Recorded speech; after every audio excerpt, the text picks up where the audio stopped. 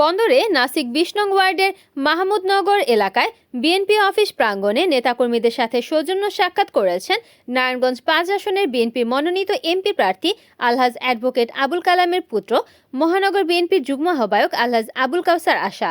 ২৩ জানুয়ারি শুক্রবার নাসিক ২০ নং ওয়ার্ডের মাহমুদনগর এলাকায় বিএনপির অফিসে নির্বাচনী মতবিনিময় সভা অনুষ্ঠিত হয়। এ সময় নেতাকর্মীরা এমপি প্রার্থী আবুল কালামের নির্বাচনী বিষয়ে বক্তব্য রাখেন। এ সময় উপস্থিত ছিলেন সালাম গ্রুপ ও ইন্ডাস্ট্রির ডাইরেক্টর মোহাম্মদ আব্দুল সালাম, বিএনপি নেতা হাজী সামাউন হাবিব, বিএনপি নেতা আওলাদ হোসেন পোকা, মোহাম্মদ শহীদুল্লাহ, বিএনপি নেতা নাদিম, মোহাম্মদ হৃদয় সহ বিএনপি এবং অঙ্গ সংগঠনের নেতাকর্মীরা। এটা কিন্তু দারিদ্র সমানের ব্যাপার। আশা করি আমরা ধর্ম নির্বিশেষে সবার ভিতরে যদি কোনো দুঃখ থাকে ভুলে গিয়া আমাদের কাঁধে কাঁধ মিলাইয়া আমাদেরকে একত্র হয়ে কাজ করতে হবে।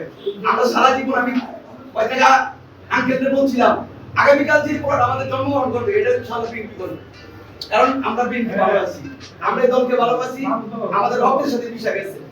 এই আমাদের সোনাকান্দা যে এলাকাটা, এটা এই আমাদের সিটি কর্পোরেশনের যে ওয়ার্ডগুলো আছে সবচেয়ে উর্বর জমিটাই কিন্তু আমাদের সোনাকান্দার জমিটা।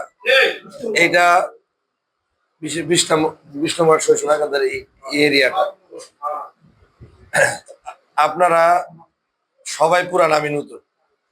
ধানের শীষের নির্বাচন আপনারা জালাল হাজী সাহেবের সাথে করছেন, এমন লোক এখানে আছে। কালাম সাহেব রে আজকে অ্যাডভোকেট আবুল কালাম সাহেবকে মানে কালাম সাহেব বানাইছেন, এই কারিগরটাও আপনারাই ওনাকে এই সম্মানটা দিচ্ছেন। তা আল্লাহ আব্বু কারো নেখায়েত দান করুক। ৭৪ বছর বয়স হয়েছে, এই সময়ও আপনার দেশনায়ক জনাব তারেক রহমান সাহেব কালাম সাহেবের উপর আস্থা রাখছেন। এর প্রধান কারণ হচ্ছে দুইটা। এক নাম্বার কারণ হচ্ছে আমাদের দুইটা থানা নিয়ে আপনার এই ৫ আসন, এর মধ্যে 70% ভোটার হচ্ছে আমাদের বন্দরের। কালাম সাহেব বন্দরের সন্তান, বন্দরের ভোটের আধিক্য দেখে এবং আপনারা যে পরিমাণ ভালোবাসা দিয়েছেন বিগত সময়, এই একটা কারণ মনোনয়নের। দ্বিতীয় কারণ হচ্ছে কালাম সাহেব তার পুরাটা জীবন দশায়, এটা নিজের বাবা হিসাবে নেমে একজন রাজনীতিবিদ হিসাবে বা একজন সম্পর্কে মন্তব্য করতে গেলে এই আমার মনে হয় না আর এত সততার সহিত জীবনযাপন করে এমপি আমরা ভবিষ্যতে পাবো কিনা আমি জানি না, মনে হয় না। এই ধরনের ক্ষণজন্ম মানুষ, এই ধরনের মানুষ আসলে সবসময় আসে না।